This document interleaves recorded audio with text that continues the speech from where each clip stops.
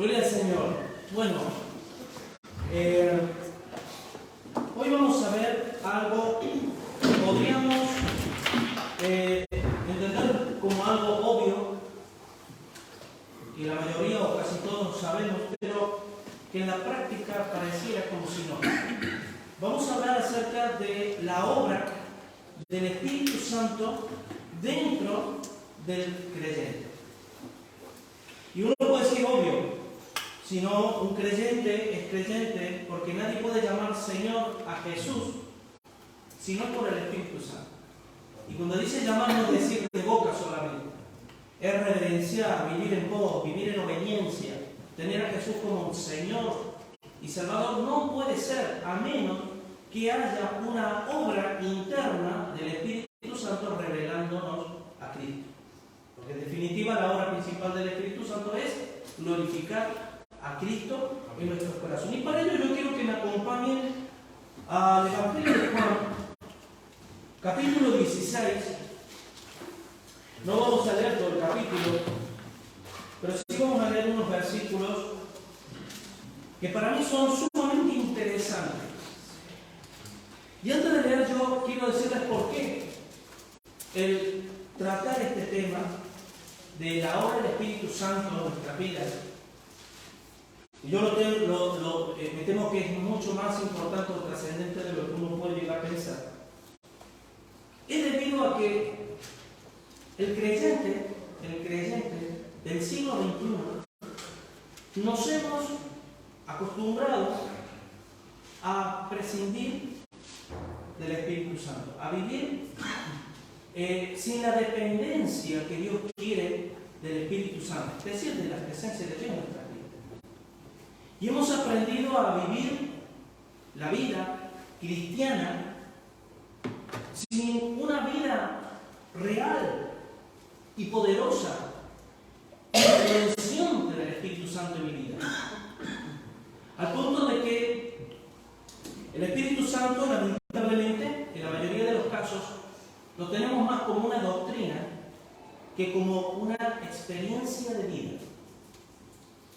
Porque ¿qué es lo que marca la diferencia de ser un cristiano a ser un simpatizante de Cristo?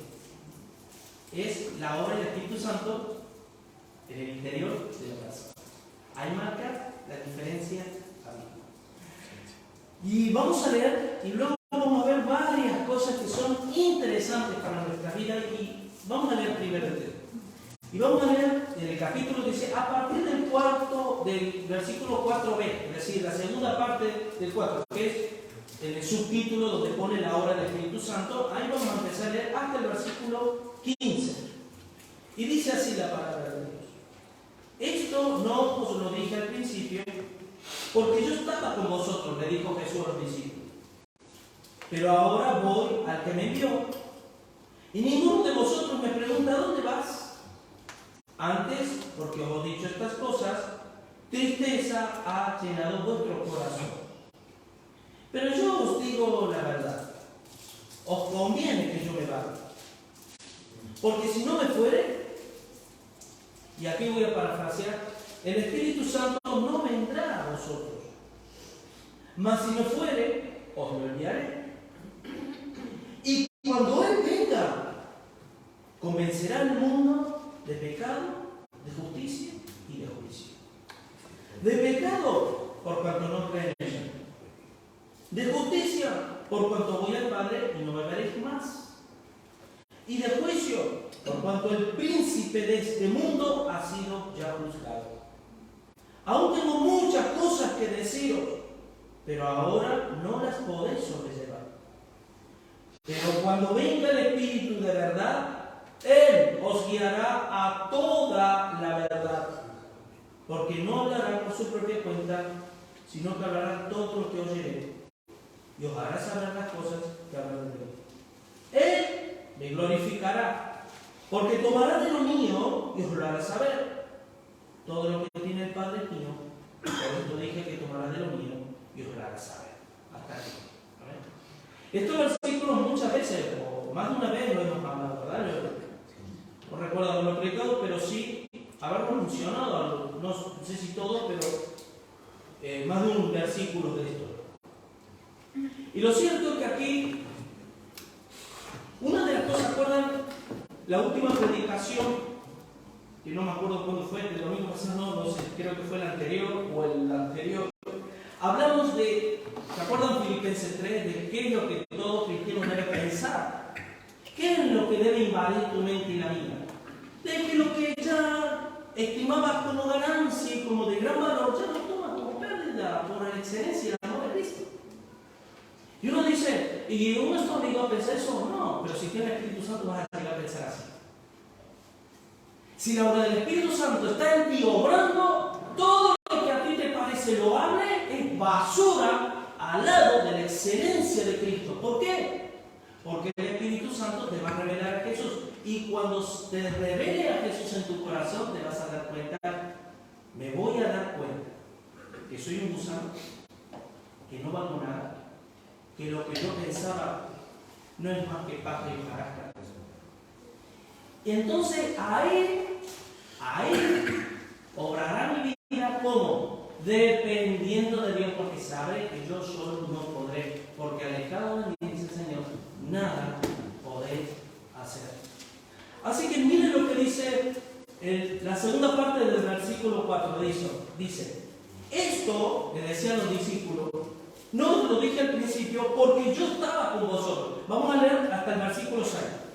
Pero ahora voy al que me envió y ninguno de vosotros me pregunta dónde vas. Antes, porque os he dicho estas cosas, tristeza ha llenado vuestro corazón. Ahora bien, aquí viene, vamos a empezar poco a poco a meternos en esto. Jesús aquí, cuando le dice, esto no lo dije al principio, ¿qué es lo que no le dijo al principio a los discípulos? Si tú lees todos los versículos anteriores del 15, 18 en adelante, en resumidas cuentas, lo que Jesús les estaba diciendo, miren, los voy a parafrasear. Jesús les estaba diciendo, ahora, ustedes, por identificarse conmigo, el mundo os va a aborrecer. Serán expulsados de la sinagoga, serán perseguidos, van a ser encarcelados, nadie les va a entender. Y vas a ser un problema para la sociedad. Porque en esta sociedad putrefacta, mientras se va pudriendo, ustedes son la sal, que impiden que se siga pudriendo más. Entonces, esta putrefacción del mundo, que no es otra cosa que vivir a sus anchas en pecado, porque le gusta el pecado. Cuando viene el cristianito porque tiene identidad y dice, esto no es así, entonces se levantan los problemas, es una oposición. Entonces, fíjense lo que dice el versículo 1 del 16, más o menos para entrar en materia. Dice, estas cosas os he hablado para que no tengáis tropiezo. ¿Sí? Fíjense. Dice, os expulsarán de la sinagoga y aún viene la hora cuando cualquiera que os mate pensará que rinden servicio a Dios. ¡Wow!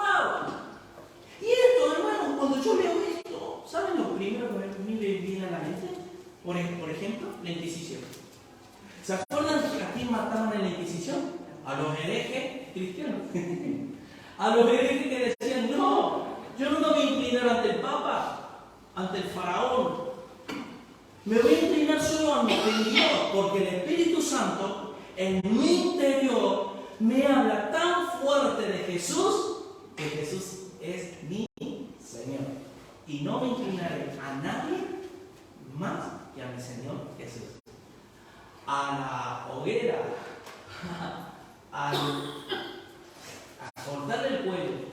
¿Por qué? Porque pensaban que estaban rindiendo culto a Dios de aquellos que se autopercibían cristianos. O los musulmanes, el Islam. Que yo muchas veces digo, ¿no? ¿Por qué toda esta corriente actual que reivindica la igualdad y esto? ¿Por qué no van a ser musulmanes hablando del feminismo y demás?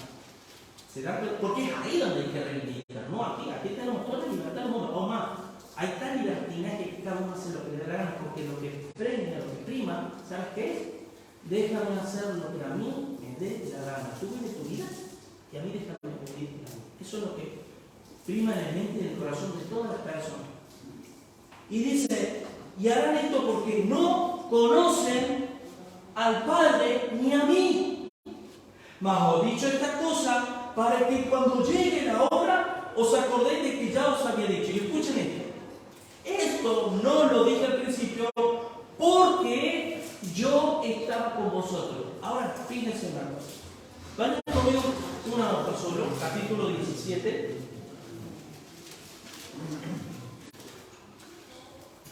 Capítulo 7, versículos 12 y 13. Esta es la oración que Jesús hace al Padre. Es trascendente, hermanos, poder estudiar este capítulo. Todo es el único momento que dedica un capítulo entero donde Jesús solo habla con el Padre, no con nadie más. Al igual que el Padre Nuestro, ¿verdad? Padre Nuestro, que está orando así, papá, pues aquí Jesús muestra en la práctica cómo se adora al Padre. Pero miren, versículo 17. Cuando estaba con ellos en el mundo, yo los guardaba en tu nombre. A los que me diste, yo los guardé, y ninguno de ellos se perdió, sino el hijo de perdición, para que las escrituras se cumpliesen. Pero ahora voy a ti, y hablo esto en el mundo para que tengan mi gozo cumplido en sí mismo. ¿Por qué Jesús le dice esto? Lo dije al principio porque yo estaba con vosotros. Ahora les voy a explicar por qué. ¿Era Jesús para los discípulos? Escuchen esto. ¿Era Jesús para los discípulos? ¿Representaba Jesús para los discípulos lo mismo que lo que representaba el tabernáculo y el templo para Israel? Los discípulos no tenían muchas cosas espirituales. No las entendían, hermano. Ellos vivían en obediencia porque Jesús estaba ahí con ellos.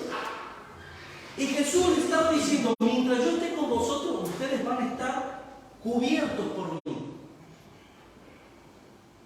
Jesús, a la primera, que un poco se alejaba de ellos, la ligaban parda. La ligaban.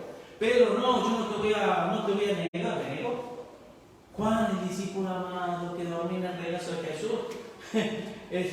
oraba para que bajara fuego del cielo. No entendían nada. Había muchas cosas que los discípulos no entendían, pero que las que entendían, las entendían porque Jesús estaba con ellos. Y os digo más, el rol o la labor de Jesús hacia los discípulos fue el mismo que la que Jehová tuvo en el Antiguo Testamento con Israel, Abraham, Noé, hasta Adán. Exactamente el mismo trato que tuvo el Espíritu de Dios, Jehová de los ejércitos, con Israel, por ejemplo, es el mismo trato que Jesús tuvo con sus discípulos. De ahí que en el Antiguo Testamento, a la primera que tú desobedecieras, que no entendieras, demás, morías. Ustedes saben, hermanos, que por ejemplo el hijo pródigo está basado de una ley en Deuteronomio 23, creo que 23, si mal no recuerdo, que está basado sobre el hecho de que todo hijo que deshonra a los padres debe morir apedreado.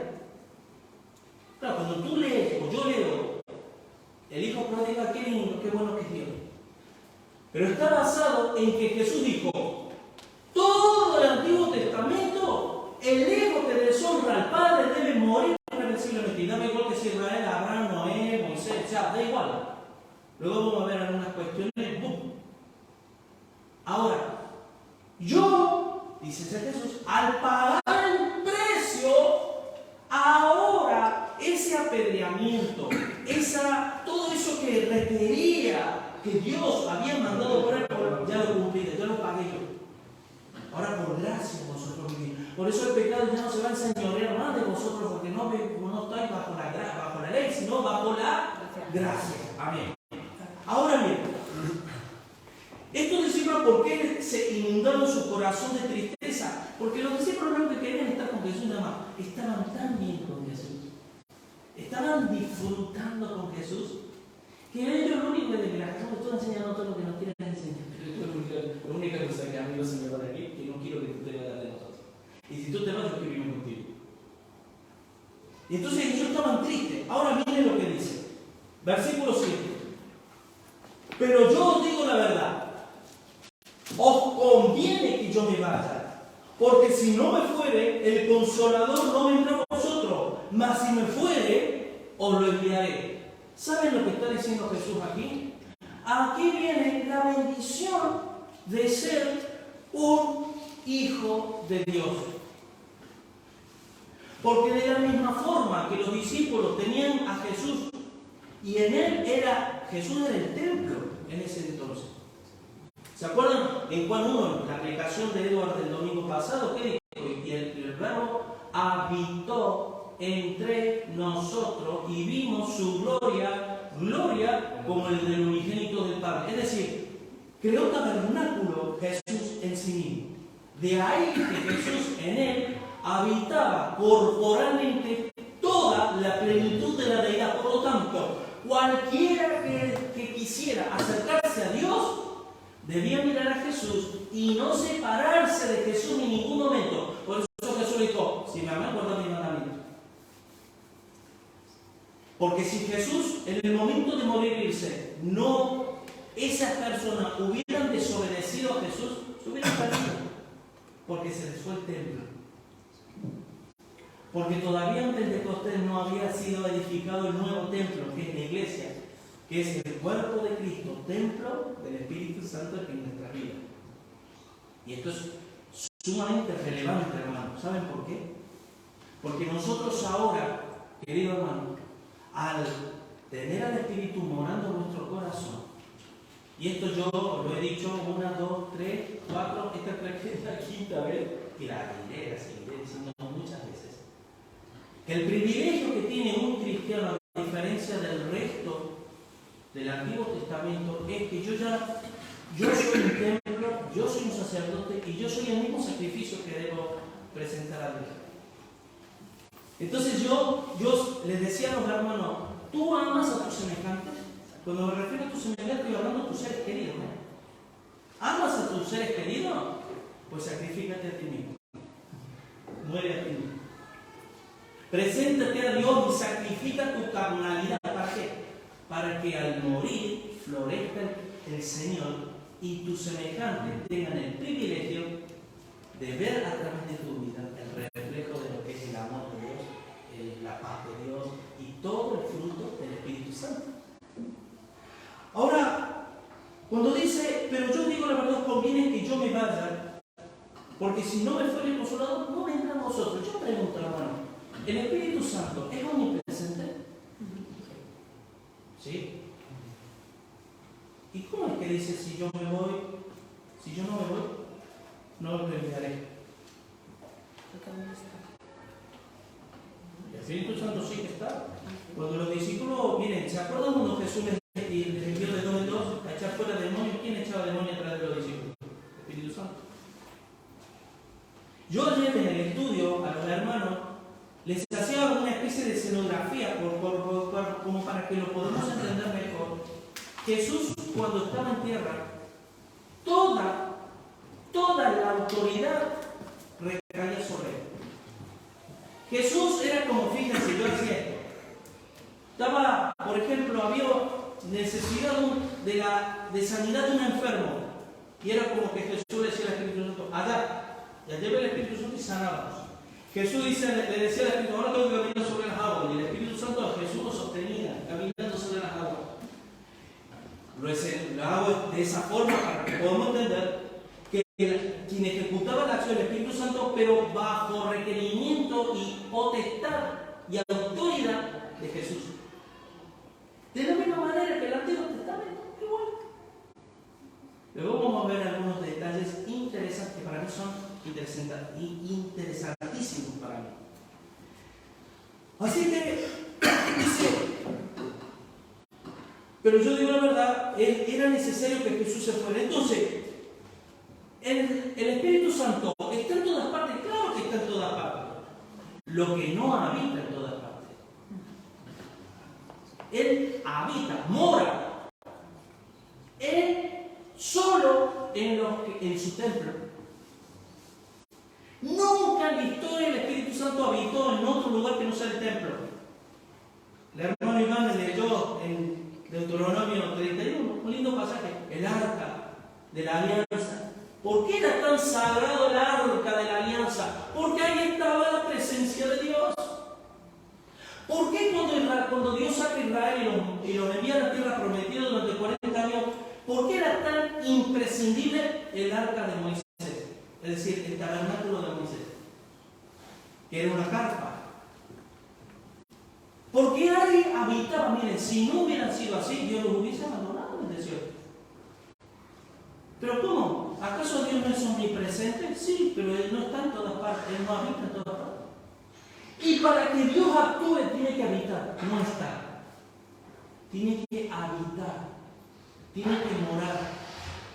¿Por qué? Porque Dios es un Dios de pacto. A ti no, contigo, no va a arreglar cualquier cosa así a la ligera. Primero te tienes que sentar con el Señor. Y el Señor te dice, arrepiéntete, niégate a ti mismo, toma tu cruz y sígueme.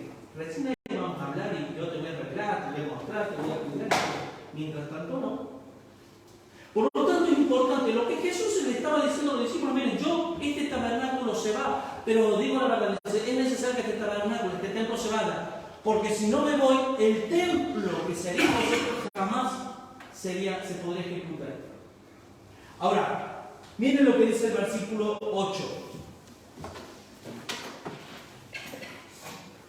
Dice, y cuando Él venga, convencerá al mundo de pecado, de justicia y de juicio.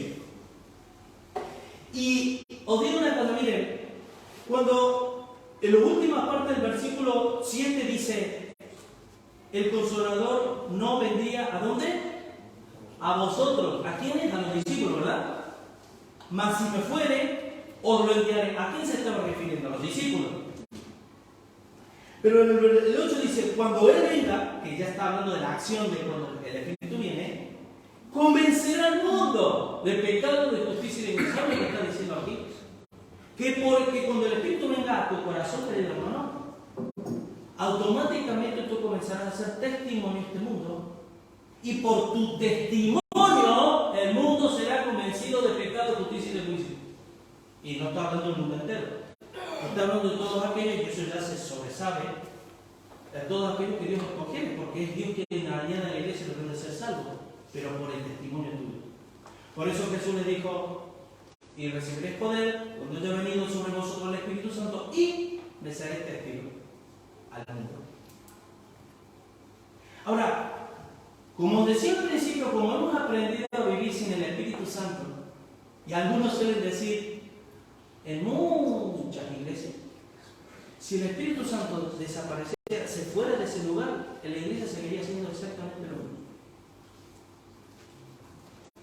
Eso muestra de que todo lo que estaban haciendo, o la mayoría de las cosas que estaban sin contar con el consejo del Espíritu, que es el Espíritu de verdad, el que nos guía toda la verdad. Y eso es peligrosísimo. Porque cuando dicen que hay caminos que al hombre le parecen rectos, no está hablando solo del mundo. Porque da igual lo que yo haga. Da igual si vengo a la iglesia, no vengo a la iglesia, si leo la Biblia, no leo la Biblia. Porque, a ver, hermanos, miren, lo quiero poner porque en el versículo 8 cuando dice, cuando Él venga, ¿qué dice? Convencerá. Aquí vamos a hablar de algunas cositas. Yo os hago una pregunta y quiero que me sean honestos. Ustedes saben que cuando nosotros ofrendamos económicamente es para los gastos, ¿verdad?, de la iglesia. Pero ustedes saben bien que en la realidad nosotros le devolvemos a Dios lo que Él nos da. Es una parte de lo que ya Dios nos da que se lo damos como ofrenda de amor. ¿Amén? ¿Lo saben o no? Quiero que levanten la mano los que saben esto. ¿Amén? Amén. Pero ¿por qué nos cuesta dar tanto? Porque no hay convicción. No hay convicción. Lo sé. Ahora, la palabra convicción aquí, ¿se acuerdan la fe en Hebreos 11? Es la certeza de lo que se espera y la convicción de lo que no se ve. El justo por su fe vivirá. Y si yo, aún sabiendo intelectualmente algo, no vivo en obediencia, es porque hay una interrupción en la obra interior del Espíritu Santo en mi corazón. Donde me está diciendo, hay algo que se está cortando la relación con Dios. Pero yo puedo ver que mi camino puede ser recto. Y al final, ¿cómo puede llegar a ser? Si hay una interrupción en mi comunión con Dios. La palabra convicción, la palabra que emplea en el griego es erenco, que significa redarguir. Y a mí me encanta esa palabra. ¿Saben por qué me encanta? Porque yo necesito ser redarguido por Dios. Porque redarguir significa presentar batalla, presentar argumento, es reprender duramente, con fundamento y autoridad. Como la palabra. Útil para redarguir, corregir, instruir. Pero qué fácil nosotros decimos, sí, yo me sujeto a la palabra del Espíritu. Pero ¿cuánto me cuesta sujetarme al Espíritu de la palabra? No están disociados, hermano. Porque yo digo, amén, pero luego vivo la vida como me da la gana. Porque en mi interior hay algo que no me está revelando. Porque os digo una cosa, nadie puede permanecer igual cuando Dios obra en el interior de una casa. Y ya no, yo ya me puedo autopercibir como sea. Me puedo autopercibir como un cristiano consagrado, que no falta nunca, que hace las cosas bien. No, me puedo autopercibir como un pobre tipo que necesita de Dios y bueno, con un montón de ataduras, un montón de cosas que estoy ahí. De una forma o de otra, si el Espíritu Santo obra, mi vida ya no cambia. Mi vida ya no es la misma. Ya no me tienen que decir ofrenda. Ya no me tienen que decir ven a la iglesia. Ya no. Ora, busca, conságrate, porque Dios te ama. No te haces cosquillas en el corazón. Ay, sí, bueno. Ya no hace falta. Porque es el Espíritu Santo. Ayer, bueno, los otros días hablaba con un hermano que me decía, estábamos en ayer fue en el estudio, y yo le decía, le compartía de hermanos, qué lindo, porque aparte de aprender, qué lindo es ese tiempo de estar juntos, no reímos, no metemos unos con otros, menos con el pastor, sí. El pastor no se mete nadie, eso ya lo he visto. Y pasamos un tiempo tan lindo, y me decía un hermano, dice, me dice, siento como alguien que me empuja de atrás y me hace venir a la iglesia. Porque le digo, ¿quién te cree que dice? Ustedes sabían que cuando dice, el pasaje ese que dice, la mies es mucho, los obreros pocos, rogad al Dios de la mies que envíe obreros, habla de empujar, la palabra usa que empuje. Y me decía, hermano, yo siento como que alguien me empuja de atrás a venir. No puedo resistirme, porque es mi hábitat, es mi lugar, es mi gente, es donde yo aprendo, donde yo crezco, donde yo doy, donde yo recibo. Y yo, me dice el hermano, no entiendo cómo hay hermanos que dudan, cuestionan o no tienen claro ciertas cosas. Y es porque el Espíritu Santo no está hablando en su interior, hay interrupciones. Y una de las interrupciones es el pecado. No améis al mundo, ni las cosas que están en el mundo, si alguno ama al mundo, el amor de Dios los tenéis, los deseos de los ojos, los deseos de la carne, la vanidad. Miren que cuando Santiago dice, fíjense que es un versículo que lo empleamos mucho, el que se considera amigo del mundo, se constituye, me gusta, constituye enemigo de Dios. Que sepas, hermano, que el día que nosotros nos consideremos amigos de Dios, nos vamos a constituir enemigos del mundo. ¿Y por qué tanto me amo el mundo? Porque todavía no soy amigo de Dios. ¿Y por qué no soy amigo de Dios? Porque hay interferencias. Porque la voluntad de Dios, según Juan 17:1, es que te conozcan a ti, al único Dios verdadero, y a tu Hijo Jesucristo, que te conozcan. Al que conoce a Dios no puede permanecer igual. Así que cuando el Espíritu venga a mi corazón, ¿qué es lo primero que va a hacer el Espíritu Santo en mi vida? Redarguir. Me va a presentar batalla, furio. ¿Se acuerdan? 2 Corintios 10:5. Porque las armas de estas milicias no son carnales, sino poderosas en Dios para la destrucción de fortaleza, derribando el orgullo. Todo argumento, no algunos, todo argumento y altivez que se levanta contra el conocimiento. ¿Y quieren que te diga una cosa, hermano? Yo necesito ser redarguido por Dios. Hay el día que piensan que ya controlo, que domino, hasta aquí llegué, aquí ya es suficiente como para vivir. Porque Dios necesita la obra de redarguir. Por eso, si es necesario, tendrás que ser afligido en diversas pruebas para ser sometido a nuestra fe y podamos responder. Así que esa convicción es redarguir y presentar batalla en nuestra vida. Ahora, si bien el domingo pasado dijimos lo que el cristiano debe pensar y debe invadir nuestros pensamientos, ahora vamos a ver lo que el cristiano debe estar convencido. Y les recuerdo una cosa, que convicción y saber algo, estar convencido no tiene nada que ver.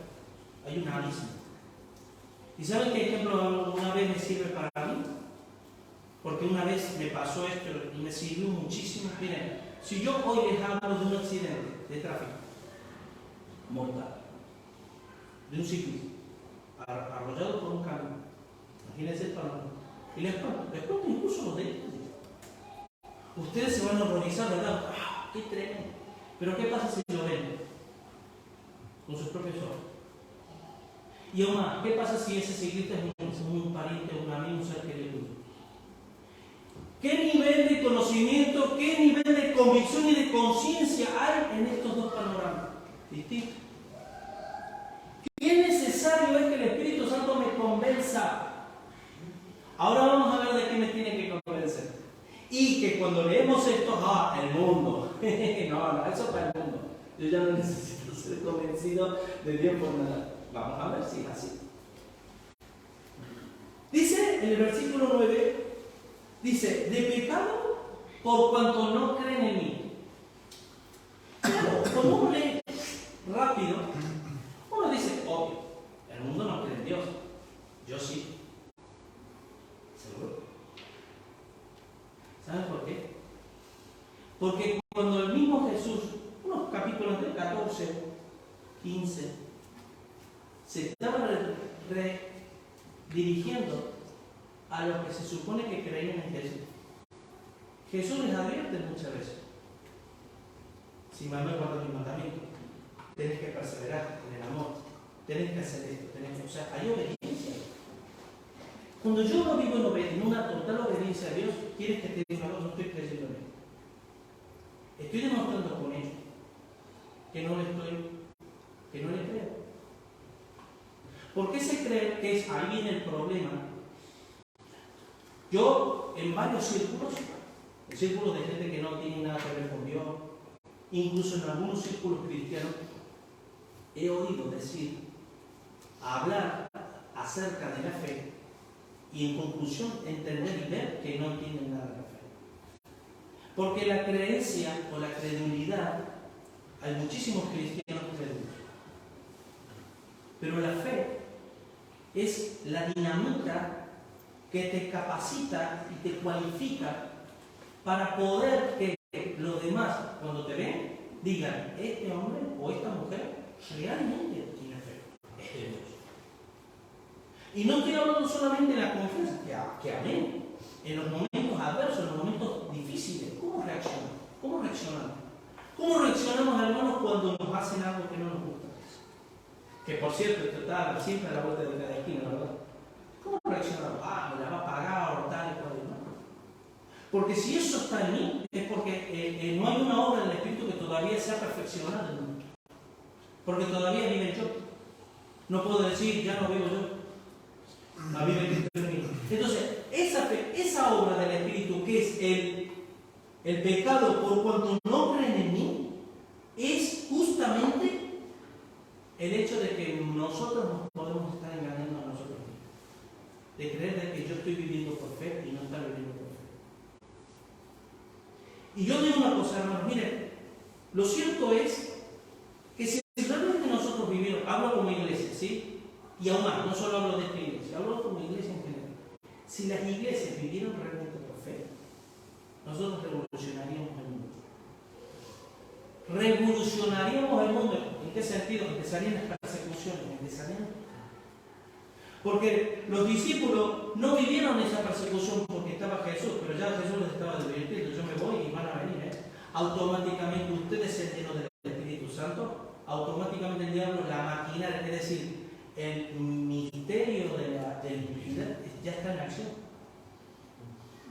Ya está en acción. Está ahí que en el presente lo detiene, que es la iglesia. El Espíritu Santo, o la presencia de Dios, el tabernáculo de Dios, la presencia de Dios. Pero el misterio de la iniquidad ya está en acción, hermanos, está en acción. Y si hasta ahora aquí no nos ha tocado, de alguna forma, es porque Dios lo está deteniendo.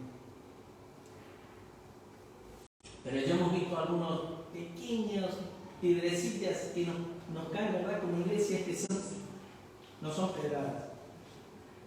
Ahora, hermano, la convicción, es decir, hermano, yo con respecto al pecado, el Espíritu Santo, una de las obras que tiene que hacer es presentar argumentos contra mí.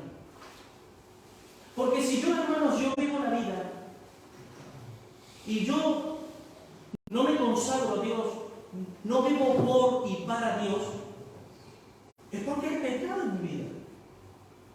Y si hay pecado en mi vida es porque no hay convicción. Porque si hubiera convicción de pecado, te puedo asegurar, hermano, que lloraríamos como niños delante de Dios, pidiéndole perdón.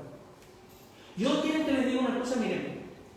Ayer les daba un versículo que en Romanos 11:33, cuando dice: oh, sabiduría, cuán inescrutables son tus juicios e insondables tus caminos, ¿no? Dice el Señor, es verdad. Pero tan insondables son, hermanos, que yo, cuando se suele decir, no, a ver, es verdad que Dios obra en cada uno de manera especial, ¿sí? Pero lo cierto es, hermano, que debe haber un momento en tu vida que tiene que haber un antes y un después. Yo recuerdo cuando yo tuve ese encuentro con el Señor, mi vida cambió radicalmente. Sentí un montón de cosas, viví un montón de cosas y mi percepción con Dios, ¿sabes cuál fue? Perdón. Si bien sentí un peso que me quitaba, que es el pecado, por otro lado sentí que estaba en deuda con aquel que me había quitado el pecado. Si no te sientes en deuda con Dios, es porque todavía el grado de convicción de pecado no es suficiente. Y el que sabe hacer lo bueno y no lo hace, eso es pecado. Y lo digo, ¿por qué digo esto? Porque a veces pensamos que son los pecados más visibles. Pero la ira, la envidia, la raíz de amargura, todo eso es pecado. No se ve mucho, pero está ahí. Y lo almacenamos en nuestra vida tan, y lo cuidamos tanto, que no queremos que nadie lo toque, ni Dios te lo toque. Y eso es peligrosísimo, hermano. Así que, primero, yo como cristiano, todos los días de mi vida tengo que vivir con esa convicción. ¿De qué? De que soy un pecador y que estoy pecando y os digo esto. Miren, hermanos, como nosotros los seres humanos, todos, somos muy religiosos, tenemos una religiosidad dentro inherente. Al leer esto, o al oír esto que estamos escuchando, ¿qué es lo que hace? ¿Qué es lo que, como mejor, qué es lo que hacemos? Ahora yo voy, Señor, perdona mis pecados, porque es verdad, yo he pecado contra ti. Y perdóname. No, lo hacemos, oramos así. Vale, yo ya cumplí. A los 2 días, vuelta otra vez. Vuelta a pecar. ¿Pero qué me dice la palabra o las predicaciones? Arrepiéntate, Señor, perdón, ¿por qué he pecado? Ya cumplí. Y a los 2 días, vuelta otra vez. ¿Quieres que te diga una cosa? Ahí no está hablando el Espíritu Santo. Ahí no hay convicción. Porque cuando dice la palabra que Dios no nos dio espíritu de cobardía, sino de amor, poder y dominio propio, yo lo tengo que vivir. Pero no lo tengo que vivir en la gloria, para ser glorificado. Y si no lo vivo, es porque el Espíritu Santo no está hablando de mí. Y si no está hablando de mí, no es porque Dios no quiera. Es porque yo le he dicho, hasta aquí te dejo. De aquí hasta aquí controlo yo. Por eso conecta esta predicación con la... Porque Pablo lo entendió así, dice, basura. No quiero saber nada. En cuanto a la pasada manera de vivir despojado de viejo hombre que está viciado conforme a la suya. ¿Qué interpretación teológica te le tengo que dar a esto? Ninguna. Es actuar en fe. Así que, primero, convicción del pecado. 2, yo debo estar convencido en cuanto a la justicia de Dios. Y aquí viene algo interesante. De justicia. Por cuanto voy al Padre y no me veréis más. Yo dije, ¿qué tendrá que ver la justicia de Dios con que me voy al Padre? Pero eso es como decir, miren, vayan al capítulo 14.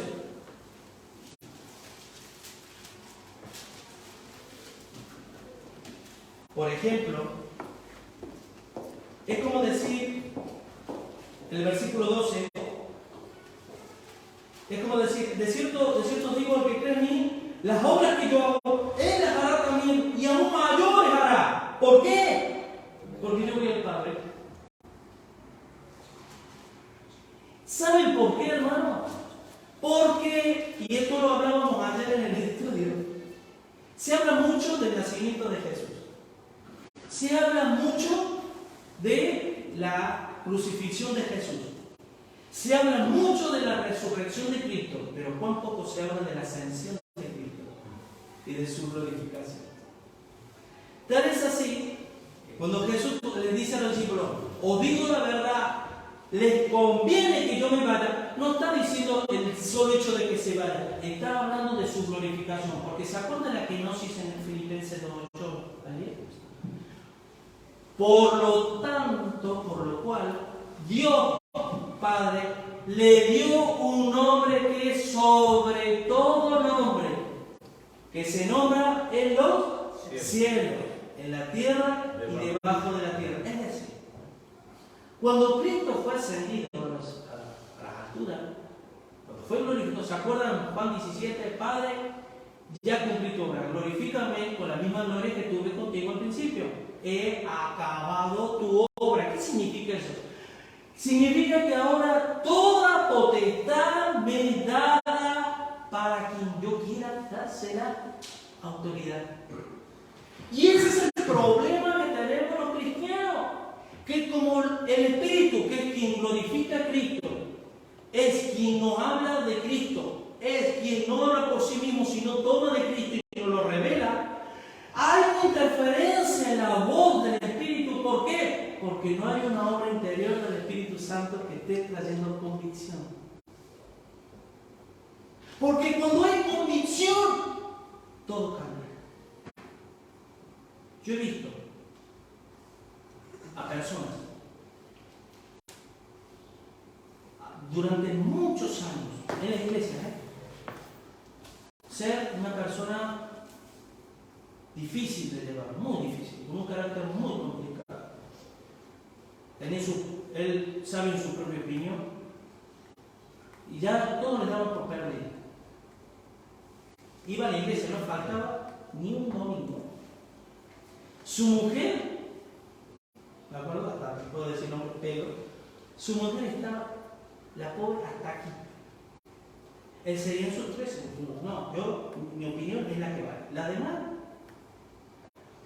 Y de un día para allá, cuando ya el pastor, todos los de años, estoy hablando de años, ya daban por perdido, ya, hasta le seguían la corriente. Porque ya nosotros los hombres somos ya de flaquear y tirar la toalla, Dios no tiene la toalla. Y de un día para el otro lo vemos. ¡Qué cambiazo! ¿Sabes qué había sucedido?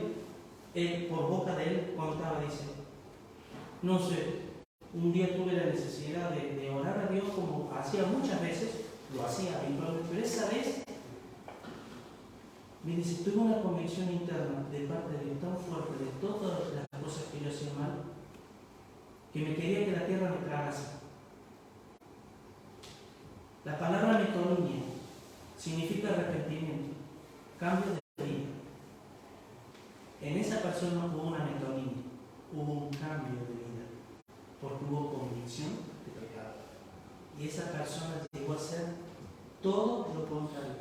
Tú vieras, para mí fue un testimonio para mi vida personal, que yo le decía, eso lo quiero para mí, eso lo quiero para mí.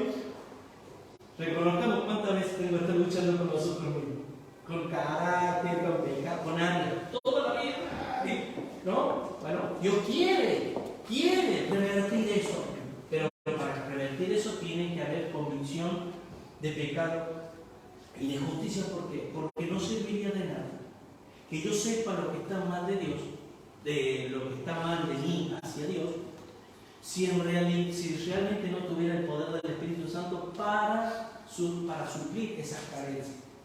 Por lo tanto, querido hermano, la justicia de Dios.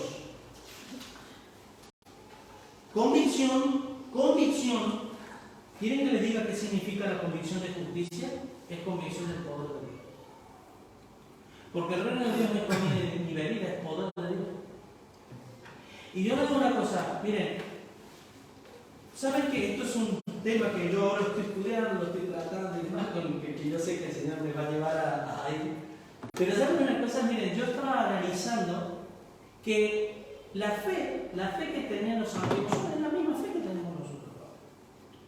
¿Sí? ¿Y la fe qué es? La certeza de lo que se espera y la convicción de lo que no se ve. Omar, cuando tú hablas de Hebreos 11, cita todos los personajes del Antiguo Testamento y habla por la fe, Abraham por la fe, Moisés por la fe, ¿no? Y nos pone ejemplo nosotros que vivamos esa misma fe. Y yo estudiando, analizando, yo decía, miren, un ejemplo. Y esto que les voy a decir tiene un punto. Un ejemplo. Cuando Dios te habla a ti, en un momento que Dios te habla algo, yo creo que todos, en algún momento, la verdad, Dios está redarguido de algo. ¿Cómo lo hace? Es decir, para que Dios te hable a ti o a mí, lo hace en el corazón.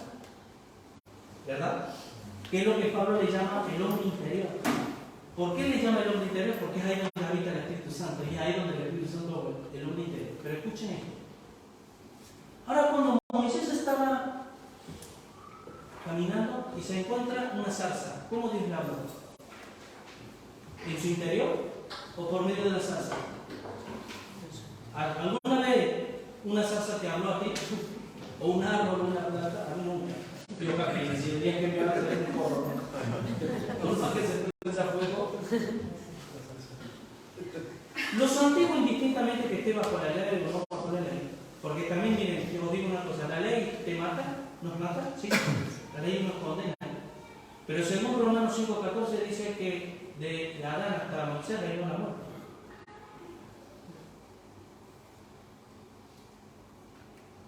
Ahora yo digo, ¿qué tenían que ver los antiguos para creer en Dios? Primero observar la ley. ¿Por qué? Porque la ley testificaba de Dios. Ellos no veían a Cristo, veían a quien testificaba de Dios. Ellos no sabían nada de eso. Ni los mismos discípulos sabían de Jesús, aún cuando lo veían, estaban con él. Estaban empezando a entender cosas. Pero tengo muchas cosas que decir, pero no las podéis sobrellevar, pero cuando venga la Escritura les revelará todo. Pero eso dice que está mismo que en el Antiguo Testamento. Confinados bajo la ignorancia. Vayan conmigo a 1 Pedro. Y ahora van a entender por qué estoy diciendo esto. 1 Pedro, capítulo 1.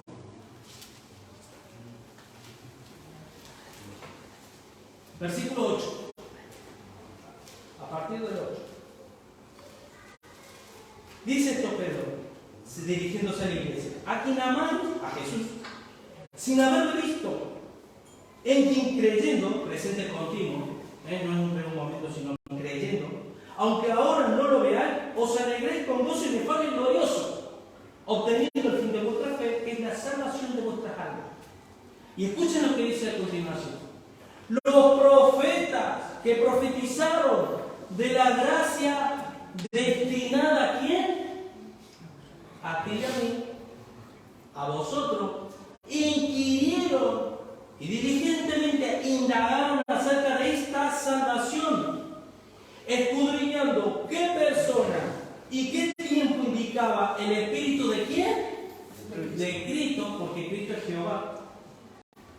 De Cristo, que estaba en ellos, el cual anunciaba de antemano los sufrimientos de Cristo y las glorias que vendrían tras ellos. A estos, es decir, a los profetas, y no estoy hablando del pueblo de Israel, estoy hablando a los profetas, a todos los profetas. A estos se les reveló que no para sí mismos, no para ellos, sino para nosotros administraban las cosas que ahora os son anunciadas por los que os han predicado el Evangelio por el Espíritu Santo enviado del cielo. Por eso dice, hagan esto, porque yo me voy al Padre, yo me voy, y os conviene que yo me vaya. Porque desde el cielo viene el poder de nuestras vidas. Porque ya digo, consumado, ya está todo dicho, toda autoridad y toda potestad. Ahora, como tú sé Padre, me enviaste a mí, así yo los envío al mundo. Y de repente uno, ay, ¿qué hago yo si me gusta tanto el mundo? Ahora, vayan conmigo a Hebreos, capítulo 11, versículos 25 y 26. Escogiendo, esto habla de Moisés, vamos a hablar del 24, por la fe Moisés, hecho ya grande, rehusó llamarse hijo del hijo de Faraón, o sea, rehusó amar el mundo. Escogiendo antes ser maltratado por el pueblo de Dios. ¿Cuántos cristianos hay que dicen, es mi pueblo, pero dentro del mundo yo, allá me señalan, me saludan, Julio, colega. Cuando entro por la puerta de la iglesia no hacen más que de la recordar que no me tienen entonces. Pero Moisés, fíjense lo que dice, escogiendo antes ser maltratado por la iglesia que gozar de los deleites temporales del pecado. ¿Por qué? Teniendo por mayores riquezas el vituperio de quién? De Cristo. Si está hablando Moisés. Que los tesoros de los egipcios, porque tenía puesta la mirada en él, galardón en Cristo. Y esa puesta a poner los ojos en Jesús, autor y consumador de la fe, teniendo nuestra tan grande nube de testigos de papel roja. Hermano, esa fe no la genera ningún ser humano, la genera la obra interior del Espíritu Santo que nos revela a Cristo en nuestro corazón y nos hace ver tal cual es Jesús en la realidad espiritual. Tú y yo podemos estudiar la teología toda la vida, estar 20 años estudiando. Pero si el Espíritu no te revela nada en tu interior, no vamos a llegar a ningún buen puerto. Solo quedará aquí. No habrá convicción. Entonces ya hemos visto, hermanos, que yo como cristiano, yo tengo que estar convencido del pecado siempre. Porque siempre está el Espíritu en mí. De justicia, del poder de Dios. Yo tengo que tener convicción del poder de Dios. Recibiré el poder cuando haya venido sobre vosotros el Espíritu Santo. Pero eso es una teología. Mira, en la Pentecostés y me lo leo, yo vivo mi vida así. Eso está escrito para mí, hermano. Es el regalo de Dios para mi vida, para vivir en victoria. Porque en Cristo somos más que vencedores. Pero ahora viene y de juicio, por cuanto el príncipe de este mundo ha sido ya juzgado. ¡Wow! ¿De qué también además yo tengo que tener convicción? Estar convencido que el diablo, ese que ruge como león rugiente, es jugando como un metáforo, hermano. Os digo, sigue siendo un león rugiente buscando de ti ahora. Pero como Cristo venció la cruz, ahora es un gatito con un megáfono que te quiere a ti y a mí, nos quiere amedrentar. Y que tú y yo no sabemos que dice la palabra de Dios que le vamos a pisar la cabeza de la iglesia. Y que a él, ¿quieres que te diga una cosa, hermano? Tú le vas a juzgar a él. Tú un día vas a llegar y le vas a servir algo. El Señor, por supuesto. Pero nosotros al lado del Señor le vamos a decir, vete. Nosotros vendremos a juzgar juntamente con Jesús. Por eso el diablo te teme más a ti de lo que tú le temes a él. Tú le temes al diablo si por él te teme más. Y no por lo guapo que eres, ni por lo tal, ni por... porque soy cristiano. Tampoco. Sino porque tienes identidad. Porque cuando tú le sacas tus credenciales al diablo, dices, wow. ¿Se acuerdan de eso? Lo dije los otros días, el relato ese de que a Jesús conocemos y a Pablo también. Dice, ¿no? Cuando dice, os conjuro por el nombre de Jesús, ¿no? Querían exorcizar a uno. Y el demonio le dice, ¿quién eres tú? A Jesús conocemos y a Pablo también. Y yo pegué una paliza que los dejó desnudos y tuvieron que salir corriendo. Es necesario que tu vida espiritual sea unas credenciales en el mundo espiritual donde el diablo tiemble cuando hay un hijo de Dios. Pero que no anda trapichando ni anda confabulado con el mundo porque eres sobornable. Entonces la verdad es sobornable. Este puede ser lo que decía. Porque esto lo decía también. Una cosa es tener autoridad y otra cosa es ejercer autoridad. Tú le das a un niño de 5 años 1 millón de euros, no vas a saber qué hacer. Lo va a despilfarrar, hasta lo va a quemar, hasta lo va a romper, porque no tiene conciencia, no tiene convicción. ¿Y sabes qué tiene una cosa? ¿Tiene 1 millón de euros? Sí, pero ¿tiene autoridad para ejercer bien el dominio de ese millón? No. Así hay muchos cristianos, son niños fluctuantes movidos por todo tipo de doctrina, pero no tienen ningún tipo de autoridad, no ejercen autoridad. Y el día que van a rendir las cuentas, Dios sabe que Dios lo primero, yo te di todo. Te di autoridad, te di poder, te di dominio propio, estaba contigo, te daba cosas, te daba ánimo. Y tú pasaste olímpicamente de mí porque te dio la gana. Y yo lo digo de manera figura, pasa. Pero el fuego ahí, carboncillo. Es así, se da algo así como por fuego. Ojalá que yo no sea uno de eso. Porque el hermano mundo espiritual es un misterio. El que cree está firme no quiere que no caiga. Pero para no caer no tiene que estar convencido. Tiene que haber convicción de pecado, de justicia y de juicio. Miren, querido hermano, quiero leer unos versículos. Ya estamos terminando. Quiero que vayan conmigo a Colosenses. Colosenses. Yo estoy sin... te voy a pedir, Ezequiel, por favor, si puedes girar el lector. Me está subiendo una calidad. Me está cayendo. No sé ¿ustedes tienen calor? Me imagino que no. Colosenses capítulo 2. Dice, miren lo que dice, la maravillosa promesa de Dios para aquellos que no solo tienen el Espíritu Santo, sino que el Espíritu Santo se mueve en el interior de una persona porque le enseña. Dice, versículo 11, en él también fuiste circuncidado, sí, en Jesús, fuiste circuncidado con circuncisión no hecha de mano, al echar de vosotros el cuerpo pecaminoso carnal en la circuncisión de Cristo, sepultados con él en el bautismo, en el cual fuiste también resucitados con él mediante la fe en el poder de Dios que levantó de los muertos. ¿Se dan cuenta por qué yo tengo que tener convicción de juicio? También, de que Dios lo haya sido condenado. Porque dice que como yo he sido sepultado juntamente con Cristo, ¿por qué? Por el bautismo del Espíritu Santo. Para ser una nueva criatura, para ser un instrumento útil en las manos de Dios, mediante la fe en el poder de Dios que levantó de los muertos. Porque ese mismo que levantó de los muertos de Jesús es el que nos levantará a nosotros también en el día de la resurrección. Romanos 8:37. No hace falta que lo busquen. Dice, antes en todas estas cosas somos más que vencedores por medio de aquel que nos amó. ¿Entienden por qué debemos tener convicción?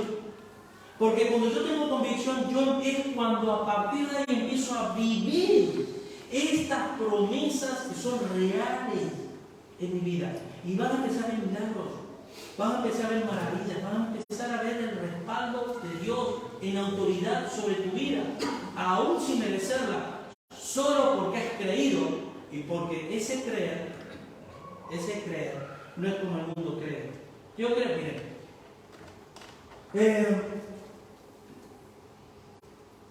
miren, voy a anotar porque lo anoté y me gustaría leerlo mejor. Dice, los discípulos gozaron de la fe que el Espíritu les impartía para creer en Jesús.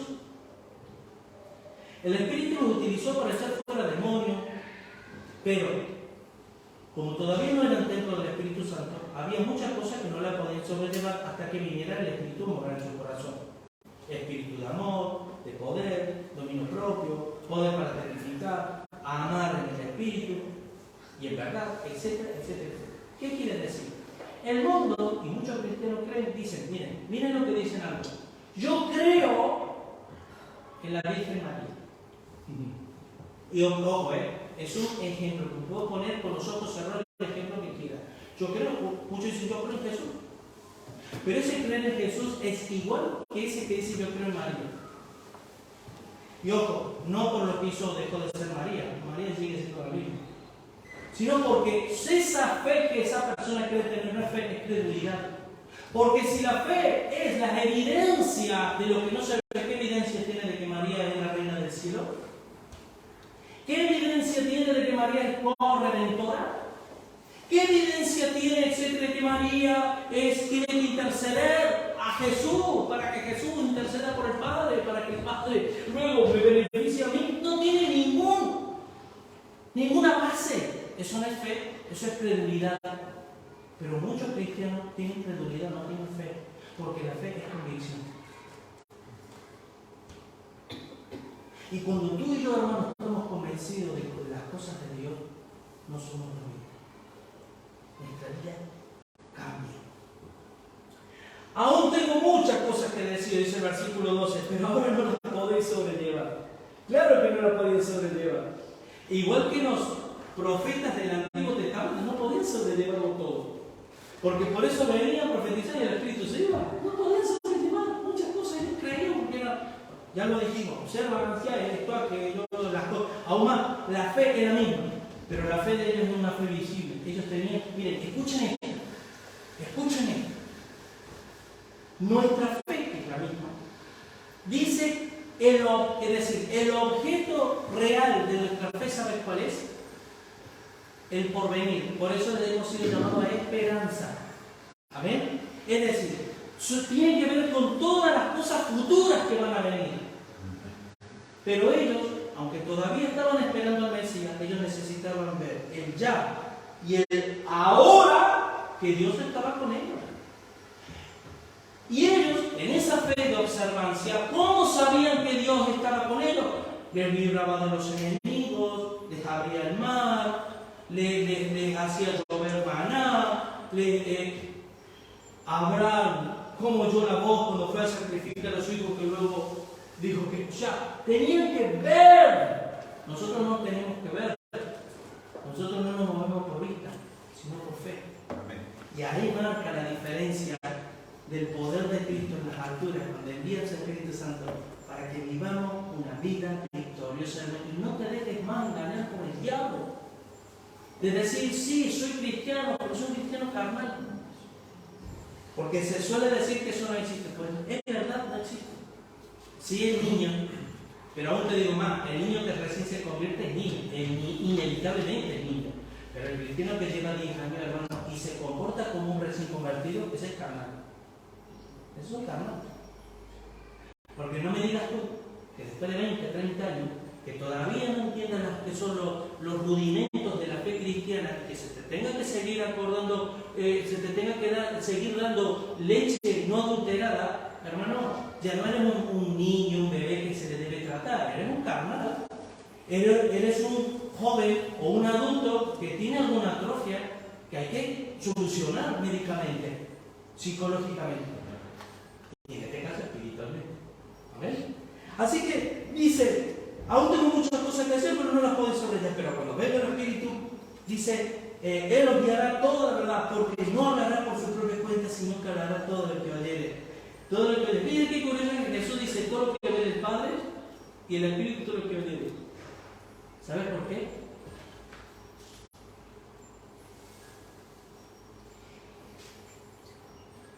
El Espíritu de la palabra cuando cale mi corazón, escuchen esto. Viste que siempre hemos dicho y se ha oído decir, me da autoridad, me da poder, me da luz, me da... ¿Saben que es una de las cosas que proporciona cuando el Espíritu de la palabra revela la palabra a mi espíritu? Mi iluminado. Que resulta que primero, yo ya no tengo más alto concepto de mí que el que debo tener. Dos, que yo veo a mis hermanos como superiores a mí mismo. Y tres, que todos vamos camino a tener un mismo sentir y un mismo parecer. Efesios 4. Donde somos perfeccionados para que crezcamos en la plenitud de Cristo hacia una unidad de fe. ¿Se dan cuenta de todo lo que proporciona? Porque de la misma manera que el Espíritu me debe redarguir a mí, lo que el Espíritu usa para redarguir es su palabra, porque es suya, porque tomó de Jesús y lo hizo tal. Versículo 14. Él me glorificará, porque tomará de lo mío y os lo hará saber. Todo lo que tiene el Padre es mío, por eso dije que tomará de lo mío y os lo hará saber. ¿Saben que en la oración de Jesús, cuando Jesús dice, Padre, a estos ya le he dado a conocer que tu nombre? ¿Qué nombre? ¿Cuál de los nombres? ¿Qué hizo conocer Jesús a su discípulo en cuanto al nombre de Dios? ¿Yahvé? ¿Adonai? ¿Emmanuel? Cuando dice, he dado a conocer tu nombre, ¿sabes lo que es? He dado a conocer tu carácter, tu santidad, tu esencia, lo que tú realmente... Por eso, el que me ve a mí, ve al que me ve, porque Él no lo muestra. Y concluyo, hermanos, con estas palabras. La obra exclusiva del Espíritu Santo es glorificar a Cristo revelando en nuestro interior la verdad del Evangelio de Cristo. Por eso Pablo dice, no me avergüenzo del Evangelio, porque es que poder de Dios para salvación. Es presentar batalla contra nuestros propios argumentos. Y ¿sabes una cosa, hermano? En 2 Corintios 5, cuando dice que Él derriba todo argumento, ¿sabe la palabra que emplea, una de las palabritas que emplea en cuanto a que Dios, el Espíritu, le presenta batalla en nuestro interior para corregirnos? Es que Él derriba toda lógica humana. Se los parafraseo así. Derriba toda lógica humana. ¿Y sabes qué? Por eso es necesario la fe. Porque si no, no se puede agradar a Dios. Porque yo tengo mi propia lógica. Pero cuando yo me presento delante de Dios, derriba todos esos argumentos y altivez. Y cuando está hablando de altivez, no está hablando de autosuficiencia, que se levanta contra el conocimiento. Y como decía al principio, como en el siglo XXI que vivimos, hemos aprendido como cristianos a vivir sin la necesidad de depender del Espíritu Santo. Qué peligroso es eso. Por lo tanto, dejemos que el Espíritu Santo obre en nuestra vida, porque ahí vamos a ver con nuestros ojos espirituales la grandeza de Dios y todas las promesas de Dios que tiene para nuestra vida. Amén. Gloria al Señor. Vamos a orar. Padre Santo, mi Dios, en primera instancia, Señor, queremos pedirte perdón, mi Dios. Yo sé que esta palabra habla acerca de la obra, de ese regalo tan hermoso, el don del Espíritu Santo, Dios, que es el regalo del Espíritu Santo en nuestra vida, que es el Paracleto, el Consolador, el que nos guía, que nos guarda, nos cuida, el que nos entiende, Señor, aun cuando la gente no nos entiende, Señor. Tú nos entiendes, Padre. Pero que tú, la principal obra, Señor, es traer en nuestra vida convicción de pecado, de justicia y de juicio, Señor. Muchas veces hablamos de la convicción del pecado porque es lo que más relevante es o más se ve. Pero, Señor, la convicción de que tú realmente te fuiste glorificado para que el sustituto, para que el Paracleto, para que ese Consolador Espíritu Santo formara tu propio cuerpo aquí en la tierra, que es el cuerpo de Cristo, y que nosotros podamos hacer las mismas obras que hacías tú. Te pedimos perdón por no confiar en ello y por no ser consciente, Señor, de eso. Señor, obra en nuestra vida, trayendo convicción en nuestra vida, sabiendo que el diablo ya fue atado, el acta de los decretos que había contra nosotros fue clavado en la cruz. El diablo fue vencido, Señor. Ayúdanos a vivir cada día, consciente, Señor, de esa realidad. Y te doy gracias, Padre, porque tú eres el ser que con más paciencia que existe, Señor. Gracias por ese amor infinito que jamás podré comprender, Señor. Y esa paciencia y esa misericordia que tú tienes por nosotros, Dios mío. Y gracias te doy, Señor. Ayúdanos en nuestra debilidad. Te lo pido en el nombre de Jesús. Amén y amén. Que Dios les bendiga, hermanos.